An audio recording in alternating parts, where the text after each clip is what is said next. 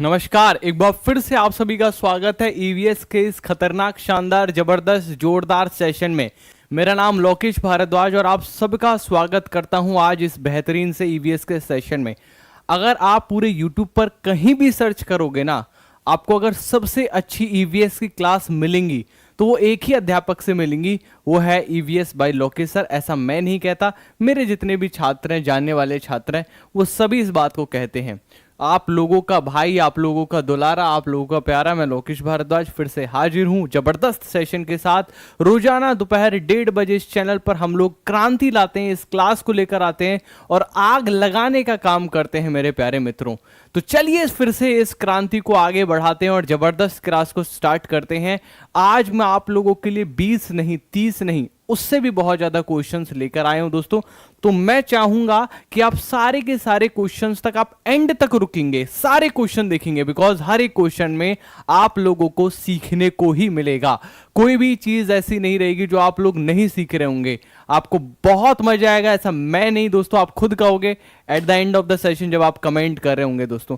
चलिए शुरुआत करते हैं। और आप हिंदी पेडागोजी के नोट्स आप लोगों ने ले लिए होंगे और सीडीपी के भी नोट्स दिए, संपूर्ण सीडीपी के, वो भी आप लोगों ने ले लिए होंगे। नहीं लिए तो CTET by Lokesh sir Telegram channel को ज्वाइन करिए और उधर से सारे नोट्स ले लीजिए।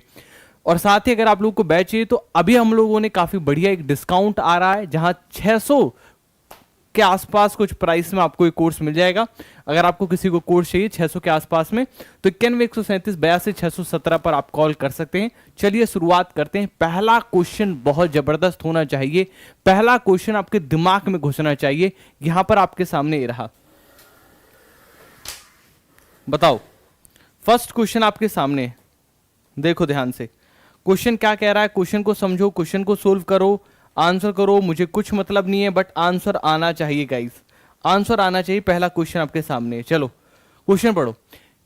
इनमें से अध्यापक का कौन सा कथन लिंग पूर्वाग्रह है? पूर्वाग्रह मतलब क्या होता है बेटा? हम लोग ना अपने अंदर पहले से ही मान के चलते हैं कुछ चीजें। जैसे कि आपसे कहूं कि इंडिया वर्सेस बांग्लादेश का मैच है, इसमें तो भारत ही जीतेगी, पहले से हमने मान के चलिए कि इसमें तो भारत ही जीतेगी। लेकिन जरूरी थोड़े ना है उस दिन बांग्लादेश अच्छा खेल जाए। जैसे भारत और ऑस्ट्रेलिया का मैच था, हम लोगों ने एक पूर्वाग्रह हम लोग लेके चल रहे थे दिमाग में कि इंडिया जीत जाएगी, कोई दिक्कत ही नहीं है कैसी भी। लेकिन हुआ क्या? हुआ ठीक उसका उल्टा। ठीक है, करेक्ट आंसर बताइए फटाफट से। विद्यार्थी तुम सभी ने अच्छा काम किया, लड़कों तुम हमेशा शोर मचाते हो। लड़कों और लड़कियों चलो हम सब सब खेलें।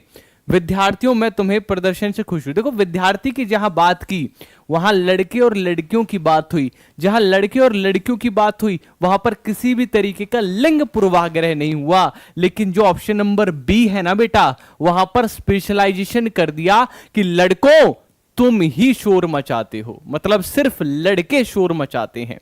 ऐसा कतई नहीं है, लड़कियों की बराबर बातून कोई नहीं होता। ये मेरी ओर से लिंग पूर्वाग्रह स्टेटमेंट है बेटा। ठीक है, कहते हैं ना कि लड़कियां आपस में मिल जाएं तो बहुत बात करती हैं, ये भी क्या है, एक तरीके का पूर्वाग्रह है। पूर्वाग्रह का अर्थ होता है जब आप किसी के जेंडर के आधार पर पहले से ही एक स्पेसिफिक स्टेटमेंट अपने दिमाग में सोच लें और आपको लगे कि यही ही सही होगा, वो होता है पूर्वाग्रह मेरे प्यारे मित्रों। आगे बढ़ते हैं। यहां पर कौन सा कथन लिंग रूढ़ि बाधिता को दिखाता है बेटा? कौन सा कथन ऐसा है जो लिंग रूढ़ि बाधिता को दिखाता है? बताइए फटाफट से, ध्यान से देखिए। सामान्यतः लड़कियां लड़कों से बेहतर खाना बनाती हैं। एशियाई खेलों में लोग अच्छे नहीं होते। गलत। लिंग रूढ़िबाध्यता पूछा है। सामान्यतः लड़कों की तुलना में लड़कियों का पेशीय द्रव्यमान कम होता है। ये रूढ़िवादिता नहीं है बेटा, ये रूढ़िवादिता नहीं है। लड़कों और लड़कियों में कुश्ती ने हिस्सा लिया, ये तो दोनों का ही हो गया, ये भी नहीं होगा। करेक्ट आंसर होगा इसका ऑप्शन नंबर ए, जिसमें हम लोग क्या बात कर रहे हैं कि सामान्यतः लड़कियां लड़कों से बेहतर खाना बनाती हैं। जब हम खाने बनाने की बात कर रहे हैं तो हमारा फोकस है कि सिर्फ लड़कियां अच्छा खाना बनाती हैं, लड़के अच्छा खाना नहीं बनाते। ये क्या है? एक तरीके की लिंग रूढ़िवादिता को दिखा रहा है कि हम किस तरीके से रूढ़िवादिता को बढ़ावा दे रहे हैं, हम किस तरीके से रूढ़िवादी हो गए हैं, और हम ये फोकस करना चाहते हैं कि जो लड़कियां हैं वो लड़कों से बेहतर खेलती हैं। ठीक है, इस वजह से जो करेक्ट आंसर हो जाएगा ऑप्शन नंबर 1 हो जाएगा। Option number 1 is the correct answer. सामान्यतः लड़कियां लड़कों से बेहतर खाना बनाती हैं। अगला क्वेश्चन, जब पर्यावरण अध्ययन के शिक्षक अपने बच्चे को चिड़ियाघर लेकर जाते हैं तो वह किस उद्देश्य की पूर्ति करना चाहते हैं बेटा? बताओ फटाफट से। जब पर्यावरण अध्ययन के शिक्षक अपने बच्चों को चिड़ियाघर लेकर जाना चाहते हैं तो वह किस उद्देश्य की पूर्ति करना चाहते हैं दोस्तों? बताओ फटाफट से। गुड आफ्टरनून लोकेश सर जी, गुड आफ्टरनून मनोज कुमार मुखिया भैया, चलो आंसर करो। भैया मैं अपने बच्चों को चिड़ियाघर ले गया, चिड़ियाघर दिखाने के लिए ले गया हूं। क्या दिखाने के लिए गया हूं? जीवों को दिखाने लेके गया हूं। ठीक है, तो बच्चों को संरक्षण के प्रति संवेदनशील नहीं बेटा। आप लोग बताओ, क्या चिड़ियाघर में हम लोग संरक्षण के पर्पज से बच्चे को लेके जाते? नहीं लेके जाते। हम बच्चों को मजेदार तरीके से नहीं यार, मजेदार तरीके से हम क्लासरूम में भी सिखा सकते हैं, लेकिन हम बच्चे को क्या करना चाहते हैं कि बच्चा जाए और जीवन को वास्तविक तरीके से देखे। वो देखे कि वास्तव में किस तरीके से जो स्कूल है, जो चिड़ियाघर है, वहां पर जानवरों को रखा जाता है।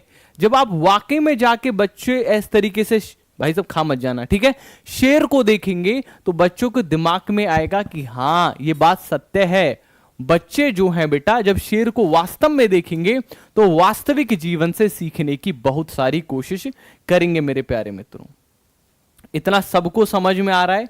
इतना सबको मगज में आ रहा है? अगर इतना समझ में आ रहा है, मगज में आ रहा है, तो एक बार कमेंट सेक्शन में अपने प्यारे भाई के लिए एक बार सभी लोग लिख दीजिए यस सर। ठीक है, जितने भी दोस्त हैं, ठीक है, सभी लोग अपने प्यारे भाई के लिए लिख दीजिए यस सर। ठीक है, आगे बढ़ते हैं। अगला क्वेश्चन ले हम लोग। बहुत बढ़िया, शाबाश। अगला क्वेश्चन ये रहा, रमेश अपनी कक्षा 5 की पर्यावरण अध्ययन की कक्षा में खोजपूर्ण प्रश्न पूछता है। उपयुक्त उद्देश्य विद्यार्थियों को किस प्रकार के कौशल का विकास नहीं करेगा? बेटा ये खोजपूर्ण प्रश्न क्या होता है? कोई बताएगा मुझे आप में से? ये खोजपूर्ण प्रश्न क्या होता है? बताओ, खोजपूर्ण प्रश्न क्या होता है? बेटा खोजपूर्ण प्रश्न का मतलब है जहां पर बच्चे को उसका आंसर खोजने की जरूरत पड़े, है ना। मैं आप लोगों से कहूं कि बेटा भारत के प्रधानमंत्री कौन है? आप कहोगे नरेंद्र मोदी जी। ठीक है, यह तो खोजपूर्ण प्रश्न नहीं हुआ। लेकिन जब मैं आपसे कहूं कि बेटा एक बात बताओ, भारत के राष्ट्रपति को जब हम चुनते हैं तो इस प्रक्रिया को किस तरीके से सेट किया गया, तब आपको खोजना पड़ रहा है कि अच्छा ये प्रक्रिया कैसे सेट हुई, है ना। कि बेटा जो पौधे होते हैं वो प्रकाश संश्लेषण कैसे करते हैं, यहां पर आप खोज कर रहे हैं। ऐसी चीजों को हम बोलते हैं खोजपूर्ण प्रश्न। ठीक है, कौन से कौशल का विकास नहीं होगा? प्रदर्शन कौशल का विकास नहीं होगा बेटा, अवलोकन कौशल का विकास होगा, रचनात्मक कौशल का विकास होगा, श्रवण कौशल का विकास होगा। क्यों नहीं होगा श्रवण कौशल का? जो डी लगाए जा रहे हो सब लोग डी आंसर कर रहे हैं, कैसे नहीं होगा मुझे ये बताओ। कि श्रवण कौशल का मतलब अच्छे से सुनना। प्रश्न जब आप अच्छे से सुनते हो, ठीक है, कोई भी बच्चा प्रश्न जब अच्छे से सुनता है तो वो श्रवण कौशल का विकास होता है मेरे लाडले मित्र। एक नहीं होगा, प्रदर्शन कौशल नहीं होगा। प्रदर्शन कौशल का मतलब होता है बेटा प्रदर्शन करना। यहां पर बच्चे को किसी चीज का प्रदर्शन नहीं करना है, इसीलिए करेक्ट आंसर हो जाएगा ऑप्शन नंबर ए। सब लोग जो भी डी पे थे बेटा पलटी मार के देखो कितना अच्छा लगता है, थोड़ा सा पलटी मार दो, है ना। चलिए अगला क्वेश्चन देखिए, पर्यावरण अध्ययन में निम्नलिखित में से कौन से समस्या समाधान के गुण हैं? अब देखो आपके सामने समस्या समाधान के गुण पूछ रहा है।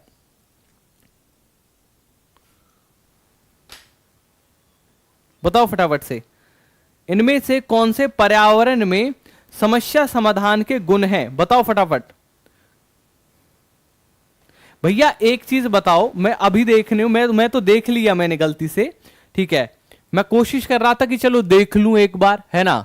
एक चीज बताओ, ये 218 लोग लाइव हैं लेकिन लाइक मात्र 68, मतलब कैसे पॉसिबल है यार? तुम लोग कैसे कर देते हो? तुम्हारा कैसे मन नहीं पसीजता कि गुरुजी इतना जोर लगा के पढ़ाते हैं, इतने दम के साथ पढ़ाते हैं कि मैं तो पक्का लाइक करूंगा।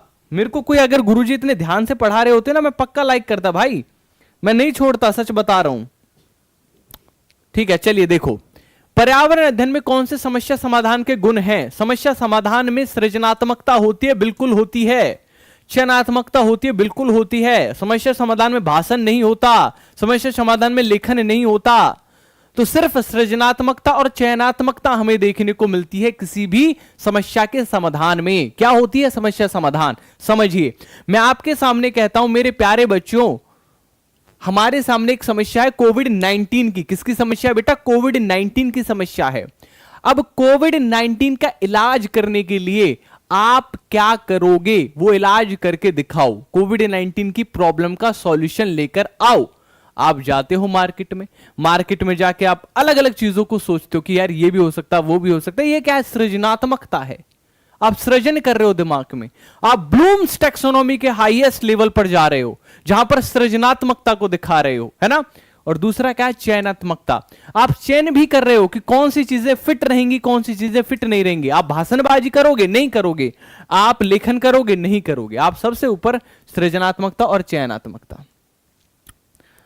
समझ में आ रही है चीजें? या फिर यूं सब कुछ सिर के ऊपर से जा रहा है? बताओ। पेडागोजी उतनी ही आसान है जितना आप लोग इसे बनाना चाहते हैं। क्वेश्चन देखो, एक ईवीएस शिक्षक के द्वारा प्रयुक्त होने वाली भाषा कैसी होनी चाहिए? बताओ। औपचारिक एवं परिभाषाओं पर बल देने वाली। मेरे प्यारे मित्रों, जब भी परिभाषा वर्ड देखो, ये एक नेगेटिव वर्ड है, इससे दूरी बना लो, है ना। आसपास भी नहीं दिखना चाहिए आंसर के, ठीक है, याद रखिएगा। ये तभी दिखना चाहिए जब ऊपर नहीं लिखा हो, ठीक है। अगर ऊपर कहा नहीं है तब ये सही आंसर होता। बच्चों के लिए कठिन होना चाहिए ताकि वे समझ ना पाए। नहीं यार, ऐसा नहीं है। हम बच्चे के विकास, मानसिक विकास के हिसाब से ही कोई भी समस्या या फिर शिक्षण प्रणाली, भाषा यूज करते हैं, याद रखिएगा। भाषा हो, शिक्षण प्रणाली हो, वो हम वही यूज करते हैं बेटा जो बच्चा समझ सकता है। अब मैं तुम लोगों से अगर यही टॉपिक समझाने के लिए मैं फारसी में बात करने लगूं, कुछ समझ में आ रहा है, कुछ समझ में नहीं आएगा। क्या करोगे? आप क्लास से पलायन कर दोगे, ठीक है, कि राम राम गुरुजी, हमारी राम राम है, हम चले, आप किसी और को समझाओ, है ना। क्योंकि जरूरी है कि आपको वही भाषा दी जाए जो आपकी समझ में आती है। तो यह भी नहीं होगा। बच्चों के दैनिक रोजमर्रा की भाषा से समझ में होना चाहिए, एकदम तुम्हारी भाषा में समझाना चाहिए तुम्हें, तभी तुम्हें सुकून मिलेगा। गुरुजी भोजपुरी बोल गए, मजा आ गया गुरुजी, मजा बा है। अगर मान के चलो मैंने थोड़ी सी अवधि बोल दी तो अवध वालों को मजा आ गया, अरे गुरुजी मजा आ गया, है ना। तो क्या है कि यहां पर क्या निकल कर आ रहा है कि हमारे लोकल भाषा में हमें पढ़ना अच्छा लगता है बेटा, हर किसी को अच्छा लगता है। हरियाणवी को पूछो, हरियाणवी सुन लेगा तो खून दौड़ने लगता है कि चलो यार कोई तो है ना। वो सारी चीजें हैं। आकर्षक एवं प्रासंगिक अनुदेशात्मक सामग्री का उपयोग सहायक है क्योंकि वे, बहुत अच्छा क्वेश्चन है। देखो क्या कह रहा है, आकर्षक। आकर्षक का मतलब क्या है बेटा? जो आकर्षक लगे चीजें, मतलब आकर्षक सामग्री। अब मतलब ऐसा नहीं है कि बेटा, जैसे मान के चलो बच्चों को लैपटॉप देखना बहुत अच्छा लगता है, बच्चों को खिलौने बहुत अच्छे लगते हैं, समझ रहे हो सब लोग, सबको खिलौने बहुत अच्छे लगते हैं बच्चों को। तो आप खिलौने यूज कर रहे हो आप पढ़ाने के समय पे, तो अब आप सामग्री कौन सी यूज कर रहे हो? आकर्षक सामग्री यूज कर रहे हो। आप प्रासंगिक का मतलब क्या है? वो उस जो चीज है, आप मान के चलिए आप अगर वाटर साइकिल समझा रहे हैं और वाटर साइकिल से ही रिलेटेड कोई खिलौना है तब वो प्रासंगिक है। और अगर आप दोनों का यूज कर रहे हैं तो वो क्यों कर रहे हैं? क्योंकि वे सभी ज्ञानेंद्रियों को सक्रिय कर देते हैं। जरूरी नहीं है बेटा, ऑडियो विजुअल भी हो सकते हैं, ऑडियो भी हो सकते हैं, विजुअल भी हो सकते हैं, कुछ भी हो सकते हैं।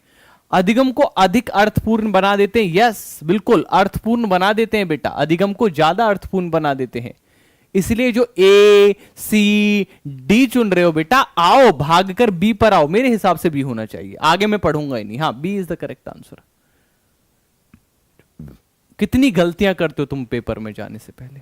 शुक्र मनाओ तुम लोग लौके सर की क्लास में आ गए, तुम्हें कहीं से घूम फिरकर मेरी क्लास मिल गई, तुम्हारी पेडागोजी की गलतियों को सुधार दूंगा। कहीं पढ़ लेना बेटा यूट्यूब पर, मैं फिर से बोलता हूं एक बात, पढ़ लो चाहे कहीं से, पास होगा पेपर यहीं से। ठीक है, आगे बढ़ते हैं। ईवीएस के शिक्षण में न्यूनतम महत्वपूर्ण क्रियाकलाप की पहचान कीजिए। मुझे आज तक एक चीज समझ में नहीं आती, लोगों ने इतनी बड़ी बड़ी मैराथन क्लास दी है, 5-5 घंटे की मैराथन क्लास दी है, लेकिन उन मैराथन को लेने के बाद भी बच्चे का जो पेडागोजी वो गलत कैसे हो जाती है, बच्चा फेल कैसे हो जाता है? दिक्कत यह है कि क्वालिटी ही नहीं है भाई साहब। फर्क होता है क्वालिटी और क्वांटिटी में। मैं तुम्हें 100 प्रश्न पढ़ाऊं जो किसी कार्य के ना हो, जो व्यर्थ हो जाएं, जो आज के परिप्रेक्ष्य से रिलेटेड ही ना हो, जो प्रासंगिक ही ना हो आज के समय में, वो 100 प्रश्न पढ़ाऊं, बड़े बड़े प्रश्न पढ़ाऊं, कोई दिक्कत नहीं है। लेकिन मैं आपको 20 वो प्रश्न पढ़ाऊं जो प्रासंगिक हो, जो पेपर में फंसते हैं, जिस तरीके के क्वेश्चन आते हैं, तो बेटा कौन सी क्लास ज्यादा फायदेमंद हुई? 20 प्रश्न वाली क्लास फायदेमंद हुई। क्वेश्चन देखो क्या कह रहा है, न्यूनतम महत्वपूर्ण क्रियाकलाप की चर्चा कीजिए। न्यूनतम महत्वपूर्ण क्रियाकलाप मतलब ये क्या कह रहा है, ध्यान से पढ़ो। न्यूनतम महत्वपूर्ण क्रियाकलाप मतलब ऐसा क्रियाकलाप जो न्यूनतम हो, जरूरत ना हो, कम से कम जरूरत हो जिसकी।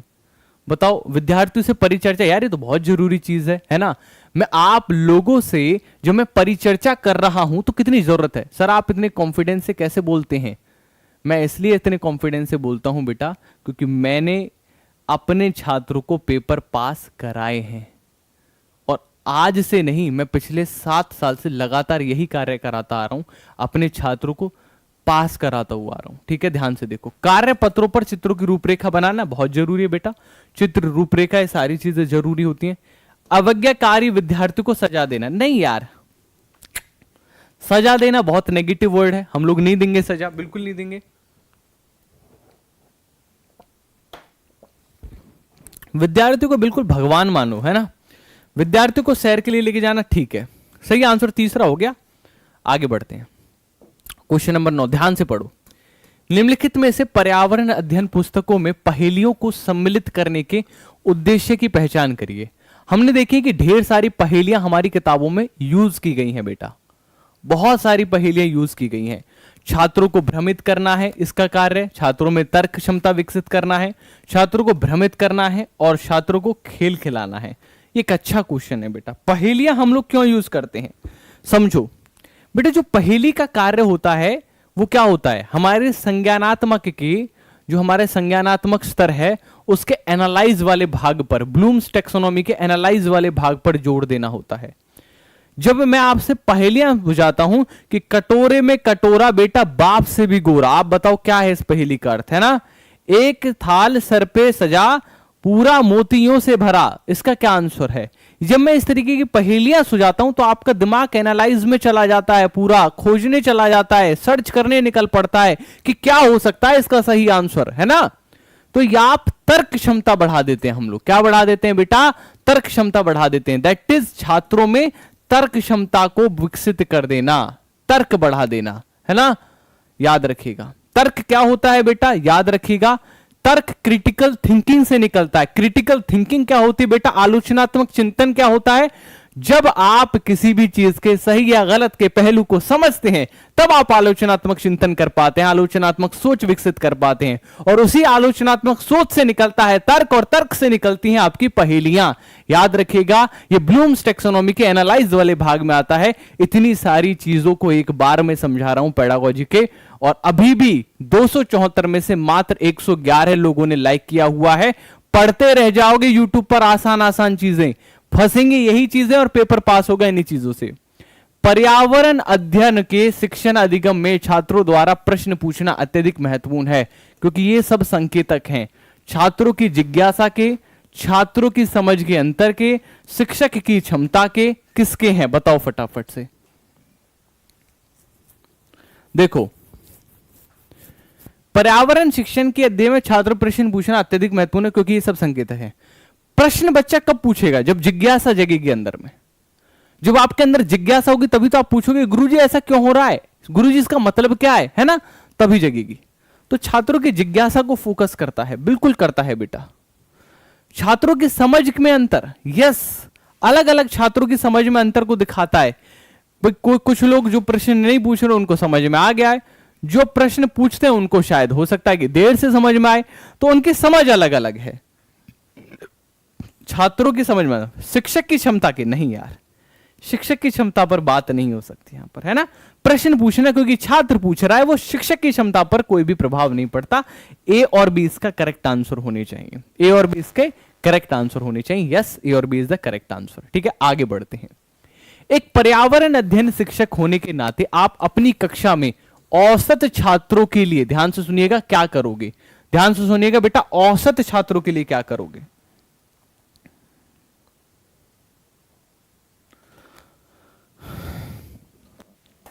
बेटा एक वर्ड आता है, आप लोगों ने सुना होगा, नैदानिक शिक्षण। सुना है आप लोगों ने नैदानिक शिक्षण? नहीं सुना होगा, आप लोग नादान हो जिन्होंने नहीं सुना। जिन्होंने सुना है, बहुत सारे लोग अभी मैराथन के शिकार हैं, है ना। बहुत सारे लोग हमारे मैराथन के शिकार हैं। ठीक है, अलग अलग तरीके की मैराथन देखी, लेकिन गुरुजी फंसा कुछ नहीं उस पेपर में, है ना। चलो देखो, नैदानिक शिक्षण क्या होता है। नैदानिक शिक्षण बेटा, हम लोग देखते हैं कि क्लास में यार हर तरीके का बच्चा होता है। मेरी भी क्लास में हर तरीके का स्टूडेंट है। जो आए हुए स्टूडेंट हैं उनमें हर तरीके के स्टूडेंट मिल जाएंगे, पप्पू, सोनू, मोनू, रोनू, चोनू, सब तरीके के स्टूडेंट्स है ना। अब हर कोई स्टूडेंट उतना होशियार नहीं होता।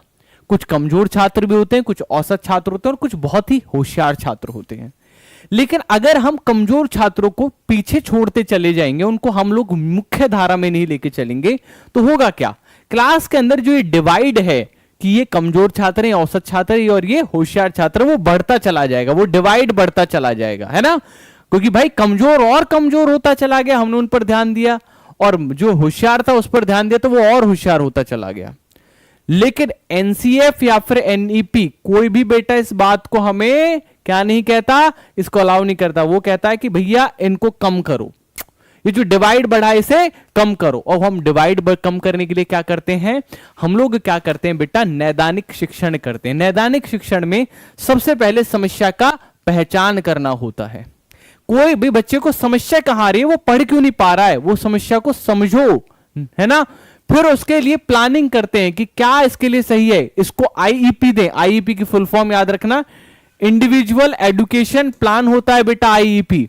क्या इस नैदानिक शिक्षण में, नैदानिक शिक्षण का एक बहुत बड़ा जरिया है आईईपी? नहीं पता होगा बहुत सारे लोगों को, है ना। आईईपी क्या है? IEP is individual education plan. खास तौर पर जो स्पेशल चाइल्ड होते हैं, जो स्पेशल एजुकेशन वाले बच्चे होते हैं बेटा, उनके लिए आईईपी दिया जाता है। ये जो क्वेश्चन है ये सीटेट 2023 का क्वेश्चन है, पढ़ लो। ठीक है, स्पेशल एजुकेशन से जो 5 क्वेश्चन आए थे उनमें से एक क्वेश्चन आईईपी से रिलेटेड था, है, नहीं फंसा होगा, कोई बात नहीं। तो उन्हें कई बार अवधारणा लिखने को देंगे नहीं, उन्हें पहली पंक्ति में बैठा देंगे नहीं, उनके कमजोर क्षेत्रों की पहचान करेंगे। आगे ही नहीं, आगे वही पहचान जो मैंने अभी बताई आप लोग को, कि हम पहचान करेंगे कि समस्या कहां आ रही है, बता बेटा बता, क्या प्रॉब्लम आ रही है तेरे को, है ना। यस, आगे बढ़ते हैं। पर्यावरण अध्ययन के क्षेत्र में क्या शामिल होता है? औपचारिक शिक्षा, अनौपचारिक शिक्षा, औपचारिक और अनौपचारिक विद्यालय की शिक्षा। अच्छा क्वेश्चन है, आसान क्वेश्चन है, निपटा दोगे, सब लोग निपटा दोगे। सभी लोग लिखो, फटाफट से आंसर करो, क्या आंसर होगा? अरे यार आंसर कम लोग देते हो भाई, 306 लोग देख रहे हैं, लेकिन आंसर देते हैं वही 10-20 गिने चुने लोग। ऐसा क्यों है बताओ? पर्यावरण अध्ययन के क्षेत्र में औपचारिक शिक्षा क्या होती है? औपचारिक शिक्षा फॉर्मल एजुकेशन, जो बुक्स में लिखी हुई है वो सब पढ़ा देना, जो बुक्स में लिखा हुआ फॉर्मल एजुकेशन है बेटा। अनौपचारिक क्या? Informal education. अब किसी को नमस्ते करना तुम सिखाओगे नहीं, वो इनफॉर्मल में आता है, बच्चा अपने एटमॉस्फेयर से सीखता है। ईवीएस में दोनों चीजें आती हैं, औपचारिक भी आती है, अनौपचारिक भी आती है, दोनों क्षेत्रों से सीखता है बच्चा। जब शिक्षक किस पर बल देते हैं तो छात्र अवधारणात्मक समझ में सुधार होता है। अब आएगी बात समझ में, ठीक है। लेकिन गुरुजी हमें तो अवधारणात्मक ही नहीं पता कि सर अवधारणात्मक समझ क्या होती है। पहले तो ये अवधारणात्मक समझ समझाओ, तब तो समझेंगे कि अवधारणात्मक समझ है क्या। सर बस ना पता, यूट्यूब पर बहुत सारे ऐसे टीचर हैं बेटा, और हो सकता है आप में से बहुत सारे लोग अब भी क्लास देखते हो उनकी, है ना। उस टीचर से तुम पूछ लेना कि अवधारणा का मतलब क्या है, अवधारणात्मक समझ का मतलब क्या है, बता दो। मैं गारंटी देता हूं आधे से यूट्यूब पर पढ़ाने वाले टीचर को अवधारणात्मक समझ नहीं पता है। मैं बुराई नहीं कर रहा हूं, पर दिक्कत यह है कि गलत पढ़ाए जा रहे हैं। नुकसान किसका होता है? बच्चे का होता है। बच्चा आके मेरे पास आके कहता है गुरुजी ये आंसर तो गलत बता रहे हैं, प्रश्न गलत बता रहे हैं। और तो और किताबें, कल एक छात्र ने क्वेश्चन भेजा, उसमें लिखा हुआ था कि कौन किसके किसके कान इतने तीक्ष्ण होते हैं कि पत्ते के हिलते सरसराती आवाज को सुन लेते हैं। आंसर लगा रखा था कुत्ता, बाघ आंसर होगा, एनसीईआरटी बाघ बोलती है। तो जब गलत पढ़ा लेते हैं ना बच्चे को, गलत शिक्षा दे रहे होते, तब मुझे दुख होता है कि मेरे छात्र हैं यार, हर सीटेट वाला मेरा छात्र है। ध्यान से देखो बेटा, अवधारणा किसी भी चीज के बारे में आपकी समझ, आपकी सोच को बताती है। जैसे कि मैं आप लोगों से कहूं कि भाजपा या कांग्रेस, दोनों पार्टियों में से आपके हिसाब से कौन सी पार्टी ज्यादा रोजगार देती है? अब आप लोगों की अवधारणाएं होंगी अपनी अपनी अलग अलग। आपके हिसाब से भाजपा हो सकती है, आपके हिसाब से कांग्रेस हो सकती है। ये अवधारणाएं हैं और ये इसके बारे में संवाद, चर्चा, परिचर्चा, इससे और बल मिलता है। जब इस बारे में चर्चा होगी, परिचर्चा होगी, संवाद होगा, तभी तो अवधारणा की समझ में ज्यादा सुधार होगा। आप दूसरों के पॉइंट जानोगे, आप अपने पॉइंट रखोगे। समझ रहे हैं दोस्तों? याद रखिएगा। तो करेक्ट आंसर है दैट इज संवाद, इसका करेक्ट आंसर है। संवाद इज द करेक्ट आंसर, याद रखिएगा। ठीक है। ज्योति कुमारी सर आप बहुत ज्यादा बकवास करते हैं। ज्योति कुमारी पहली जो ये अगला सेकंड है ना, मुझे आप इस क्लास में दिखनी नहीं चाहिए। मेरी क्लास नॉन सीरियस स्टूडेंट्स के लिए है ही नहीं। मैं अगर क्लास में बकवास करता हूं तो आप बकवास भी क्यों सुन रही हैं बहन? आप बाहर जाइए क्लास से। मैं बकवास करूंगा, इस बकवास से बच्चों का पेपर पास होता है। मैं पेपर पास इसी बकवास से कराऊंगा। आपको जो करना है कर लो। क्वेश्चन देखो ध्यान से। एक ईवीएस की कक्षा में एक शिक्षक चर्चा करते हैं कि मक्खियां बीमारियां फैलाती हैं। चर्चा के लिए कौन सा सबसे उपयुक्त अधिगम संसाधन सही होगा? बताओ फटाफट से। देखो, मक्खियां बीमारियां फैलाती हैं। अखबार, बेटा अखबार में एक डिटेल जानकारी नहीं होगी, एक ही जगह पर नहीं होगी, है ना। फ्लैश कार्ड क्या होता है बेटा? फ्लैश कार्ड की आप लोगों को उतना ज्यादा कह सकते हैं कि फ्लैश कार्ड उतना ज्यादा हैंडी नहीं रह पाता है। कई बार हम लोग यूज करते हैं जब उसे, ठीक है। और वैसे भी हम लोग ईवीएस की क्लास में पढ़ा रहे हैं। फ्लैश कार्ड थोड़ी सी जो है बेसिकली महंगा भी संसाधन है और उतना यूजफुल भी नहीं हो पाएगा। स्लोगन तो कतई नहीं होगा कि मक्खी मारो इसने हमें दर्द दिया, है ना। याद रखिएगा। करेक्ट आंसर है दैट इज पोस्टर। ठीक है, पोस्टर मेरे हिसाब से सही आंसर होना चाहिए। यस। तो इस तरीके के पोस्टर देख सकते हैं आप लोग, ठीक है। मच्छरों के लक्षण, तेज बुखार, कपकपी आना, इस तरीके के पोस्टर, अलग अलग पोस्टर हम लोग बनाते हैं। उपाख्यानात्मक अभिलेख प्रयुक्त होते हैं, बताओ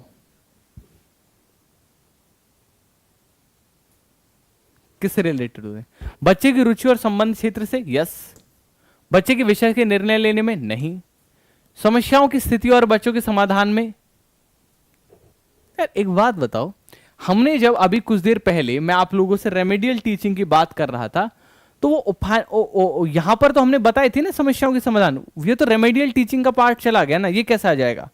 डी आएगा, बच्चों की क्षमताओं और कमजोरी को जानने के लिए। ए और डी है कहीं ऑप्शन में? यस, ऑप्शन नंबर 4 में है। ए और D is the correct answer. आगे बढ़ते हैं।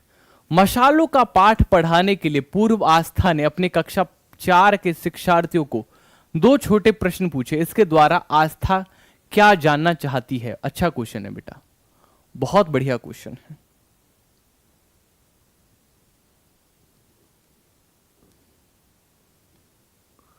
बताओ आस्था क्या जानना चाहती है? विद्यार्थियों के पूर्व ज्ञान, कक्षा में बुद्धिमान विद्यार्थियों की पहचान, अधिक अच्छे विश्वास और संप्रेषण कौशल, और विषय मसाले के विषय में विद्यार्थियों के विचार प्राप्त करना। छोटे प्रश्न पूछ रहे हैं तो विचार जानेंगे, ठीक है, मसालों के बारे में। अगला क्वेश्चन। माधवी अपनी कक्षा को क्षेत्र भ्रमण पर ले आई। उसके पश्चात अपने विद्यार्थियों के साथ क्षेत्र भ्रमण पर चर्चा की। इसे जिस रूप में व्यक्त किया जा सकता है, बताओ। क्षेत्र भ्रमण को आप कैसे व्यक्त कर सकते हैं?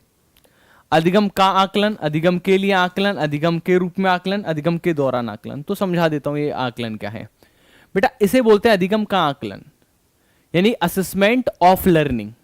ये तब होता है जब आप कक्षा कक्ष से बाहर आ चुके होते, कक्षा कक्ष खत्म करा चुके होते, तब होता है अधिगम का आकलन।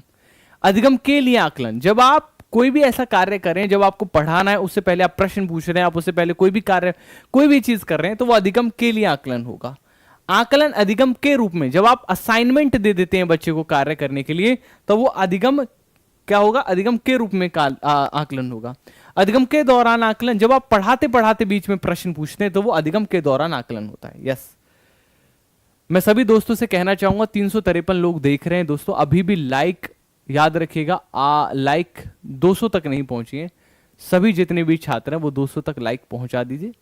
और मैं किसी भी टीचर की बुराई नहीं कर रहा हूं, पहली बात तो ये ध्यान रखिएगा। मैं क्रिटिकल थिंकिंग का उपयोग कर रहा हूं, और किसी के बारे में क्रिटिक्स करना, मैंने सभी टीचर्स की बुराई नहीं की, क्योंकि मुझे पता है बहुत सारे अच्छे टीचर्स भी अवेलेबल हैं मार्केट में, है ना। लेकिन बहुत ऐसे भी हैं जो फर्जी टीचर हैं बेटा, उनसे बचना चाहिए। तुम लोग मेरे स्टूडेंट हो या नहीं हो ये बताओ। और अगर एक टीचर अपने स्टूडेंट्स को सही या गलत के बारे में नहीं बताएगा तो कौन बताएगा आगे? तुम लोग तो मूर्ख बनते रहोगे ना। तुम्हें मूर्ख ना बनने देना भी तो मेरे ही हाथ में है ना, मैं ही सिखाऊंगा ना कि बेटा ये काम करो वो ना करो, है ना। चलो, और अगर किसी को ये लगता हो कि मैं मूर्ख बना रहा हूं, अगर मैं पागल बना रहा हूं तुम लोगों को, तो छोड़ देना क्लास, मत आना अगले दिन से क्लास में, ठीक है। ध्यान से देखो, समूह कार्य द्वारा ईवीएस पढ़ने के लिए अधिगम में व्यस्त बच्चों को सामाजिक व्यक्तिगत गुणों का आकलन करने के लिए सर्वाधिक उपयुक्त उपकरण क्या होगा? करेक्ट आंसर क्या है? क्या कह रहा है यार? समूह कार्य द्वारा ईवीएस पढ़ने के लिए व्यस्त बच्चों के सामाजिक व्यक्ति गुण। अच्छा देखो बेटा, जब भी हम कभी भी बच्चे की पर्सनल गुण जानना चाहते हैं, पर्सनल गुणों को जानना चाहते हैं, तो उस समय सबसे बढ़िया जो रहता है वो होता है इंटरव्यू। लेकिन ये कह रहा है सामाजिक व्यक्तिगत गुण, सामाजिक और व्यक्तिगत गुणों को जानने के लिए ऐसे समय पर हम उन्हें रेटिंग स्केल से मापते हैं। किससे मापते हैं बेटा? रेटिंग स्केल से मापते हैं। किससे मापते हैं? रेटिंग स्केल से मापते हैं, याद रखिएगा। है देखो, सीधा सीधा रेटिंग स्केल दे रखा है। जब भी कभी आपके सामने सामाजिक व्यक्तिगत गुणों को मापने की बात आए बेटा, याद रखिएगा दिमाग में रेटिंग स्केल, और जब आए केवल व्यक्तिगत गुण की बात आए तो याद रखिएगा सिर्फ तब इंटरव्यू। याद रखिएगा, याद रहेगा? हाँ लिख दीजिए, यस सर लिख दीजिए। सब लोग जितने भी हैं वो याद रखेंगे, यस सर लिख दीजिए, बहुत बढ़िया। प्रियंका अपने विद्यार्थियों को वृक्षों के संरक्षण के प्रति संवेदनशील बनाना चाहती है। वांछित उद्देश्यों को प्राप्त करने के लिए किसका न्यूनतम प्रभाव होगा? बताओ।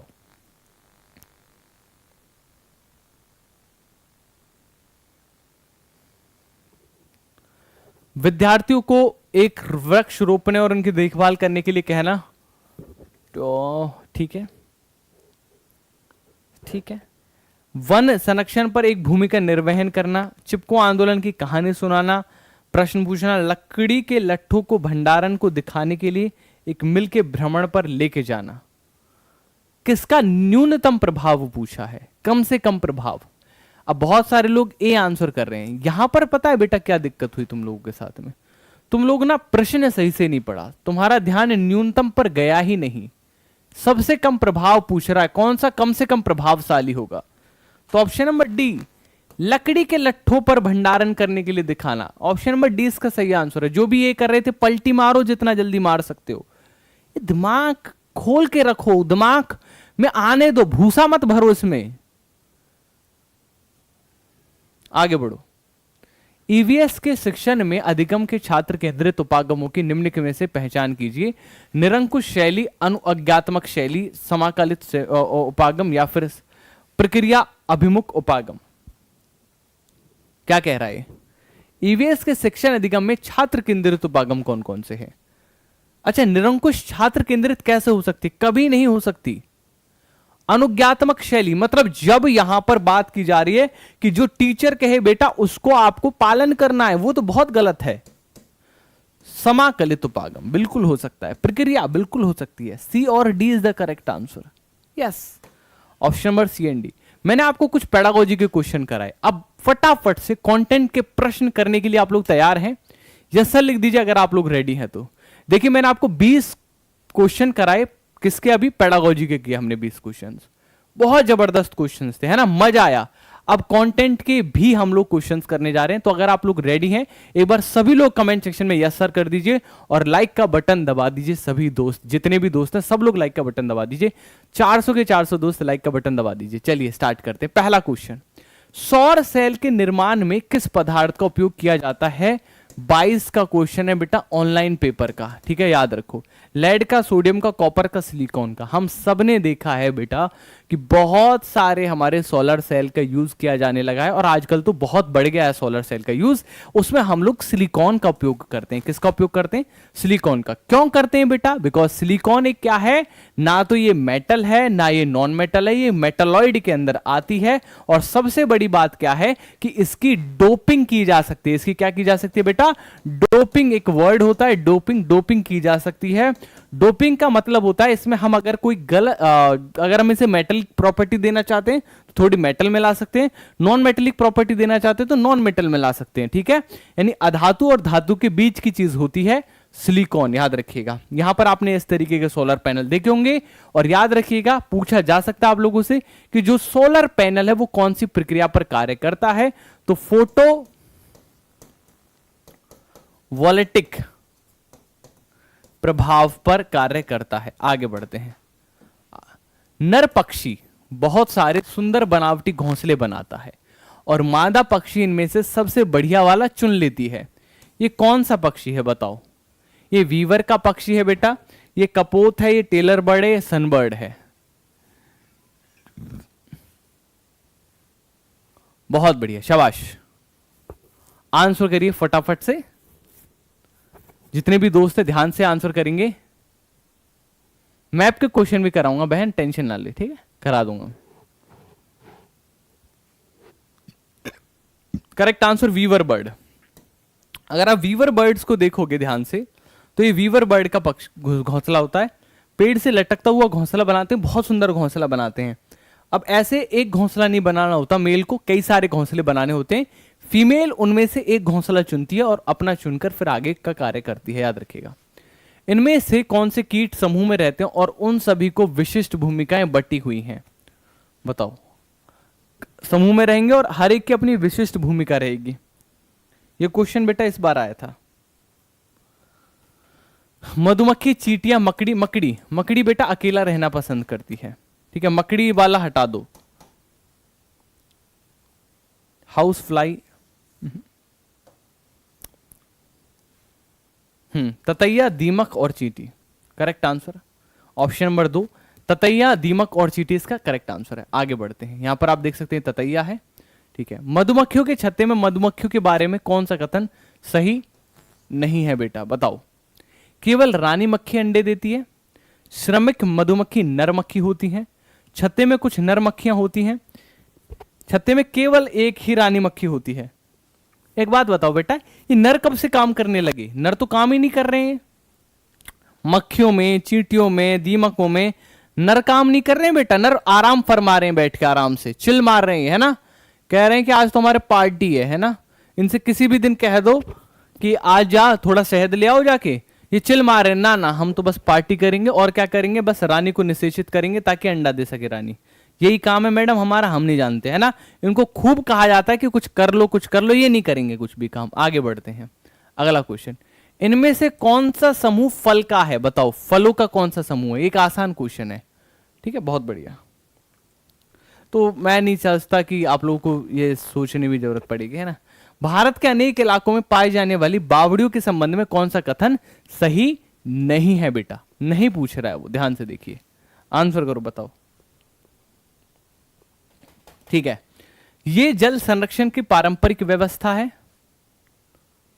जो बावड़ियां हैं ये जल संरक्षण की पारंपरिक व्यवस्था, यस पारंपरिक व्यवस्था है।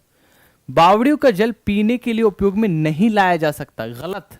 पीने के लिए तो या लाया जा सकता था। ये वर्षा जल के संग्रहण के लिए थी, यस। इनका उपयोग सामुदायिक संसाधन, यस। बेटा बावड़ियों का जल भी पिया करते थे लोग, याद रखिएगा, इसीलिए दूसरा गलत है। ये है बावड़ी, देख रहे हो, सीढ़ीदार कुआं बनाया जाता है इस तरीके का, ये है बावड़ियां।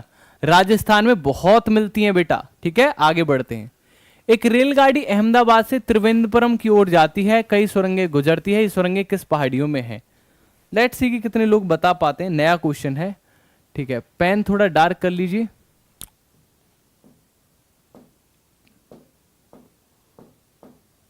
लो, ठीक है। अब तो देखो यार, यहां पर भारत के नक्शे के बारे में बात होगी। कहां से चल रहा है? अहमदाबाद गुजरात से जा रहा है, तिरुवनंतपुरम जाना है। तो यार यहां से होकर जाएगी ना, तो ये पश्चिमी घाट पड़ेगा, पूरा का पूरा पश्चिमी घाट पड़ेगा। Option number 2 is the correct answer, ठीक है, याद रखिएगा। यहां पर अगर आप देखोगे ध्यान से, ये पश्चिमी घाट है बेटा। यहां पर ये पूर्वी घाट पड़ता है यहां पर, ठीक है। यहां पर विंध्य श्रेणी पड़ती है, यहां पर फिर सतपुड़ा की पहाड़ी पड़ती है दोस्तों, याद रखिएगा, है ना। यहां पर अगर आप देखोगे तो ये काराकोरम रेंज हो गई, ये जास्कर रेंज हो गई, ये ग्रेट हिमालयन रेंज हो गई, ये शिवालिक की रेंज हो गई, जहां पर ये हमारा ये चंडीगढ़ के ऊपर वाला इलाका पूरा पड़ता है, ठीक है। अच्छा, यहीं के बीच में यहां पर कहीं अरावली हिल्स रहती हैं, ठीक है, याद रखिएगा। ये छोटा नागपुर पठार है, ये पूरा दक्कन पठार है, डेक्कन प्लेट्यू है, ये पूरा का पूरा नीचे, ठीक है। बस और क्या पूरा बताएंगे, गंगा नदी, झेलम नदी, सतलुज नदी, ठीक है। अगला क्वेश्चन आपके सामने रहा। क्वेश्चन देखो, निम्न में से कौन सा कथन हाथियों के बारे में सही है? विच of the following is correct about elephants? हाथियों के बारे में कौन सा सही है, बताइए। थैंक यू सर, मेरा सीटेट पास हुआ आपकी वजह से, बहुत बहुत धन्यवाद यहां पर आकर मेरा मनोबल बढ़ाने के लिए। चलो, हाथियों के झुंड में केवल मादा हाथी, बच्चे हाथी होते हैं, ठीक है, ठीक है, कोई बुराई नहीं है, क्योंकि नर जो हाथी होते हैं वो तो समूह छोड़ देते हैं, ठीक है। नर हाथी चारों ओर अकेले घूमते हैं, यस, ठीक है, दोनों ही सही है ना। नीचे कक्षा 5 के 4 बच्चों के रक्त परीक्षण किए गए, उनमें हीमोग्लोबिन का 70 बताया। तो अमन का भैया 8 ग्राम पर डे, राधिका का 10 ग्राम, सुरजीत का 14, मारिया का 6। इनमें से किन बच्चों में रक्त की कमी है, रक्त की जो रक्त पिलाता है, एनीमिया है, बताओ बेटा। तो यार सुरजीत एक लड़का है, उसका 14 एकदम ठीक है। अमन में 8 है, तो बहुत ही नीचे है। मारिया में भी वैसे 6 बहुत नीचे है, राधिका में भी नीचे है, 12 से 14 के बीच में होना चाहिए, ठीक है। करेक्ट आंसर है दैट इज अमन, राधिका और मारिया, तीनों में ही कमी है, ठीक है, याद रखिएगा। आपके लिए यहां पर मैं हीमोग्लोबिन की एक रेंज लेकर आया हूं। सबको ये हीमोग्लोबिन की रेंज याद होनी चाहिए, ठीक है, याद होनी चाहिए, बिल्कुल रटी होनी चाहिए, बिल्कुल, ठीक है, ओके। तो नए बच्चे में बेटा जो हीमोग्लोबिन की रेंज है वो कितनी होती है? 14 से 22 होती है, जो नया बच्चा होता है, बिल्कुल जन्म होता है ना। 6 महीने के बच्चे में थोड़ी घट जाती है, 11 से 14 हो जाती है, ठीक है। चिल्ड्रन में जो बच्चा 1 से 15 साल का होता है उसमें 11 से 15 होती है। फिर एडल्ट्स आते हैं बेटा, मतलब थोड़े जब बड़े हो जाते हैं ना, 18 साल के आसपास आ जाते हैं हम लोग, तो जो पुरुष होते हैं उनमें 14 से 16 जो WHO बोलता है, और वुमेन्स में 12 से 16 बोलता है, वुमेन्स में, ठीक है। हालांकि ऐसा नहीं कि इससे कम होगा तो काम नहीं चलेगा, काम चल जाएगा, 10 तक भी काम चलेगा, लेकिन इट इज मैंडेटरी। ये रेंज है जो WHO ने दी है बेटा, याद रखिएगा, ठीक है। ये कट ऑफ वैल्यूज किसने दी है? WHO ने दी है, ठीक, याद रखिएगा। ओके, आगे बढ़ते हैं हम लोग। चिड़िया की आंख के बारे में इनमें से कौन सा कथन सही है? सभी चिड़ियों के सिर के दोनों तरफ आंखें होती हैं। चिड़िया 2 भिन्न भिन्न वस्तुओं पर एक ही समय पर दृष्टि को केंद्रित नहीं कर पाती है। कौन से कथन इनमें से कैसे हैं दोस्तों सही हैं? जो which of the following are true? सभी चिड़ियों के दोनों तरफ आंखें होती हैं, गलत। उल्लू भी तो चिड़िया एक तरीके की है ना, दोनों तरफ आंखें नहीं है ना। चिड़ियों के 2 भिन्न भिन्न वस्तुओं पर एक समय पर दृष्टि केंद्रित नहीं कर पाती।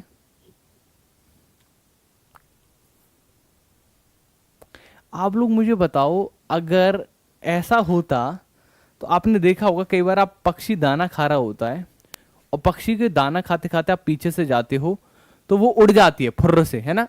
क्यों हो पाता है ऐसा? क्योंकि वो कर पाती है केंद्रित, ठीक है। तो गलत लिखी हुई है चौथी स्टेटमेंट। आगे बढ़ते हैं। बाघों की निम्नलिखित में से कौन सी विशेषता अंधेरे में आगे बढ़ने और अपना शिकार खोजने में मदद करती है? बताओ वो कौन सी विशेषता है? मेरे प्यारे मित्रों, क्या आप सब लोग एक लाइक कर सकते हैं मेरे लिए? अगर कर सकते हो तो बता दीजिए कि हाँ सर हम कर सकते हैं। I just want a like only, right. और कुछ से ज्यादा कुछ नहीं चाहिए आप लोगों से। संवेदन गलमुच्छे, विभिन्न दिशाओं में कानों की गति, जोर की गर्जन और सुनने की तीव्र आभास। बताओ बाघों की कौन सी ऐसी विशेषता है जो अंधेरे में उन्हें आगे बढ़ने और शिकार खोजने में मदद नहीं करती? बताओ।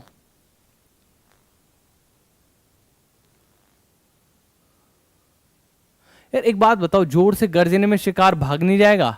खोज थोड़ी ना पाएगा। तो जोर की गर्जना नहीं करती। ये सही मिलान करना है, बहुत इंपॉर्टेंट क्वेश्चन है। क्वेश्चंस कैसे लग रहे हैं आप लोगों को? पलामू आ गया क्या क्लास में?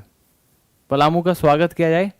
Palamu is working. पलामू मेरा छात्र है और मेरे से ही पढ़कर पलामू ने सीटेट पास किया और मेरे से ही पढ़कर पलामू ने उसके बाद बीपीएससी का एग्जामिनेशन पास किया। And Palamu is right now teacher. Palamu अध्यापक लग चुके हैं, परमानेंट टीचर लग चुके हैं। और भगवान ने चाहा, अगर ईश्वर की इच्छा रही तो आप लोग भी पलामू जैसे बनेंगे सभी लोग, और आप लोग भी डेफिनेटली एक ना एक दिन टीचर बनेंगे मेरे से ही पढ़कर। ठीक है, तो आपके बीच में पलामू टाइगर झारखंड मौजूद है। आप लोग स्वागत कर सकते हैं, ये आपका ही भाई है और आप इनसे भी पूछ सकते हैं, आप इनसे गाइडेंस ले सकते हैं। ठीक है, कि कितना पढ़ते थे, कहाँ से पढ़ते थे। ठीक है, he is from Jharkhand and मैं पलामू से मिल भी चुका हूँ। ठीक है, चलिए, आप लोगों की कृपा है सर जी। पलामू कैसा चल रहा है एक अध्यापक बनने के बाद जीवन का सफर? और पहली सैलरी आई नहीं आई खाते में? और सैलरी आने के बाद कैसा महसूस होता है?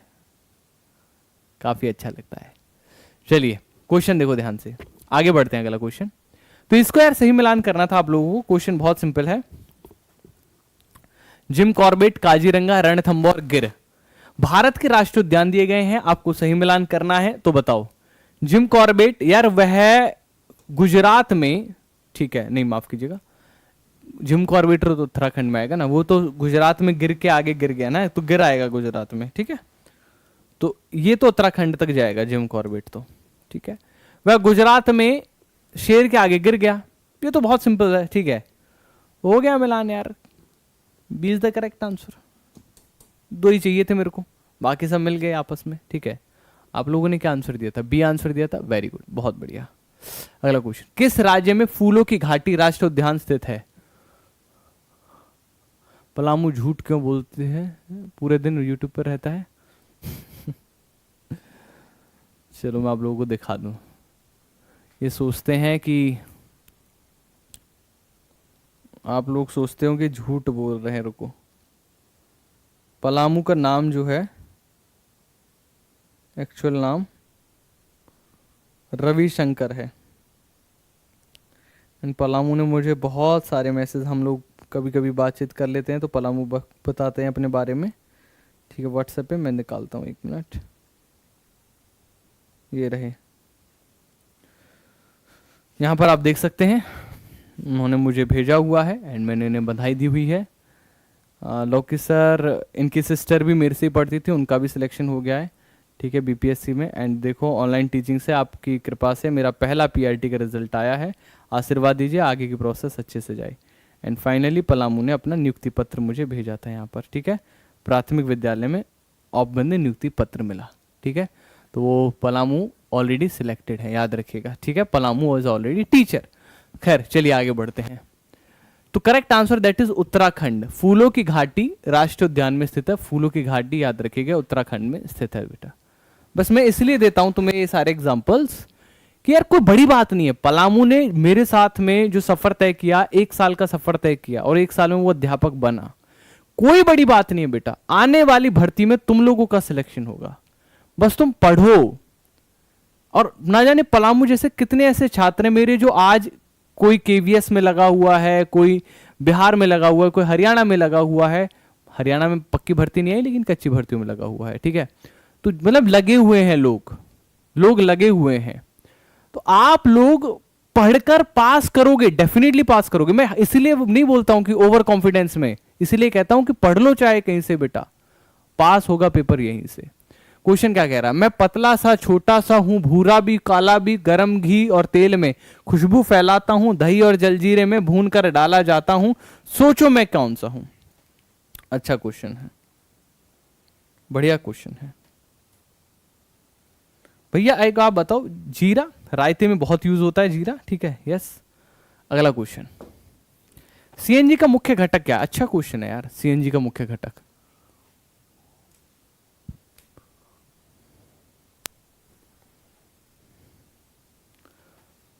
सीएनजी का मुख्य घटक बताओ। सर सीटेट में आपकी कृपा से 90 नंबर आए। अच्छा सर सीटेट में 90 नंबर है, क्या मैं फिल कर सकती हूँ? हाँ कर सकते हो। ठीक है, करेक्ट आंसर क्या है? सीएनजी के मुख्य घटक बोलो फटाफट से, क्या आएगा? मीथेन। यस, बहुत ही बेसिक है। मीथेन CH4, कार्बन और हाइड्रोजन के बीच में बेटा सिंगल सिंगल बॉन्ड होता है, हाइड्रोजन बना के रखता है, इसलिए इसको क्या बोलते हैं हम लोग? इसको बोलते हैं हम लोग क्या बोलते हैं? इसको बोलते हैं अनसैचुरेटेड। ठीक है, आगे बढ़ते हैं।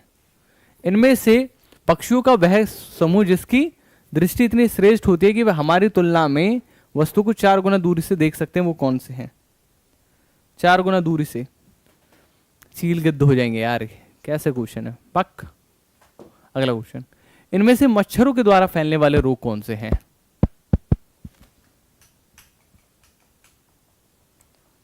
पलामू अभी पेमेंट नहीं आई है क्या? पहली वाली फर्स्ट पेमेंट नहीं आई है क्या?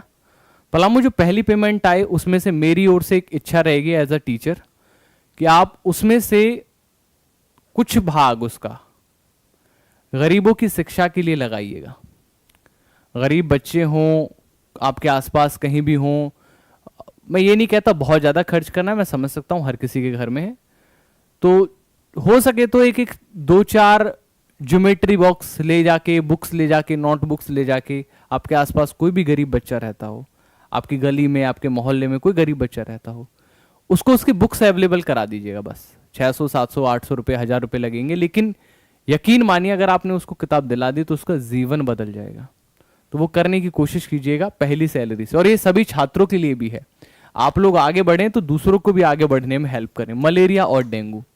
अगला क्वेश्चन लेते हैं। चार चिनारी एक बहुत ही महत्वपूर्ण पर्यटक स्थल है, ये चारों तरफ से पर्वतों से घिरा हुआ है, जिस शहर में स्थित है उसका नाम बता दो। चार चिरानी, सॉरी चार चिनारी, ठीक है, श्रीनगर में चार चिनारी, ठीक है, बहुत लोग आते हैं चार चिनारी। इनमें से उस जानवर को चुनिए जहां पर अति संवेदनशील, इतनी तीक्ष्ण है कि वहां पत्ते के हिलने और घास पर जानवर के चलने पर अंतर कर सकते हैं। बताओ। बहुत सारे लोग बीएड वाले हैं जो बाहर हो गए, बहुत दुख हुआ मुझे, ठीक है, क्योंकि यार देखो बीएड हो या डीएलएड हो हैं तो सब मेरे ही छात्र हैं ना। बाग इसका करेक्ट आंसर है। फिर वहां पर एनआईयूएस वाले छात्रों के साथ भी गलत हुआ, ठीक है। अरे सब लोगों के लिए मौके यार सबके लिए कॉमन होते थे। इनमें से कौन सा युग्म सही है? गेहूं मसाला जड़, मूसला जड़, मक्का मूसला जड़, गाजर मूसला जड़, बांस मूसला जड़। करेक्ट आंसर क्या है? कौन सा युग्म सही है? तो याद रखिएगा गाजर एक मूसला जड़ है, करेक्ट आंसर है।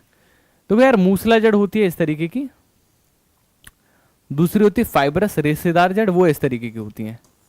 जैसे आपने घास की देखी होगी रेशेदार है, आपने ये सब देखे होंगे तो इनकी मूसला जड़ होती है, ठीक है, गाजर वगैरह मूली वगैरह की, ठीक है। सेशन अगर पसंद आए तो लाइक कर दो, अब जाते जाते तो कर दो, ठीक है, कहने में भी मुझे शर्म आती है। बाकी यार नोट्स आज मिलेंगे आप लोगों को सीटेड बाय ऑफिसर। कल मैं थोड़ा सा बिजी था, आज नोट्स दे दूंगा आपको, एडिशनल नोट्स, है ना। कैसा लगा आप लोगों को सेशन? प्लीज़ मुझे ज़रूर बताइए, सेशन अच्छा लगा, मज़ा आया, कितना मज़ा आया, ज़रूर बताइएगा। Thank you so much, bye bye, take care, thank you everyone.